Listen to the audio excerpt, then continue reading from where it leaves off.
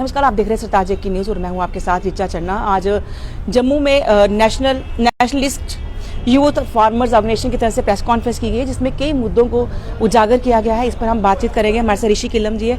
Sir, आज आपकी तरफ से जो प्रेस कॉन्फ्रेंस की गई है, कौन कौन से मुख्य मुद्दे जो हैं आपने इसमें? मुख्य मुद्दे आप देखिए, 35 साल से जो कश्मीरी माइग्रेंट्स जो कश्मीर से जम्मू यहाँ रह रहे हैं, उनकी जो ज़मीनें हैं वो आज तक ग्रैब है।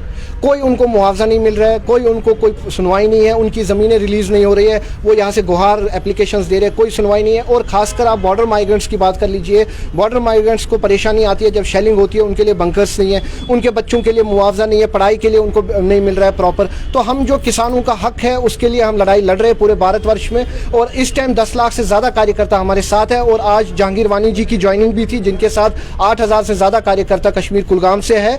तो हमें इस बात की खुशी है कि यूथ जो है वो हमारे साथ जुड़ रहा है। और जम्मू कश्मीर के युवाओं का जो हक है, जो खासकर किसानों का हक है, जिनको उनका हक नहीं मिल रहा है, जो पुरानी सरकारें थी वो उनका हक जो थी वो उनको नहीं दे रहे थे, जो सेंट्रल पॉलिसीज स्कीम्स थी वो उनके तक इम्प्लीमेंट नहीं होती थी। जो अब किसान कार्ड की बात करते हैं, लोन्स की बात करते हैं, किसानों को लोन के तहत दबाया जा रहा है, किसानों की ज़मीनें कम दाम में ले रहे हैं। किसानों को अगर कहीं पे रेलवे ट्रैक आ रहा है या कुछ आ रहा है तो किसानों की ज़मीनें ले रहे हैं, लेकिन उनको मुआवजा नहीं मिल रहा है, उनको एज पर गवर्नमेंट रेट जो है वो भी नहीं मिल रहा है। तो उसी हक की लड़ाई के लिए हम यहाँ आज आए हैं। हमारी ऑर्गेनाइजेशन ने आज यहाँ लॉन्चिंग की है। तो आगे भी हम यहाँ के किसान जो है, हमारे युवा हैं, उनके लिए फाइट करते रहेंगे। हाँ किल्लम जी, अगर बात करेंगे किसानों की, तो अभी कुछ दिनों पहले ये मुद्दा उठाया गया था कि रोशनी स्कीम के तहत जो किसान हैं उनकी जो लैंड ली गई है उनको मालिकाना हक दिया जाना चाहिए।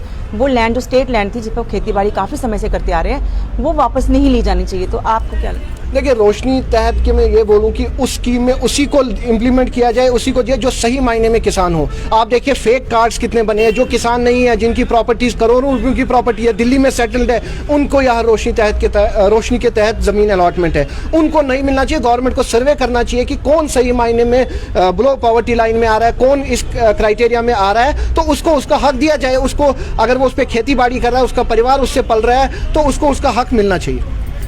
तो ये थे ऋषि किल्लम, जिन्होंने कहा कि किसानों के लिए इनकी ऑर्गेनाइजेशंस पहले से ही संघर्ष करती आई है और आगे भी इसी तरह से किसानों के लिए संघर्ष जारी रहेगा। कैमरामैन नवीन सूदन के साथ ऋचा चन्ना, सरताज की न्यूज़।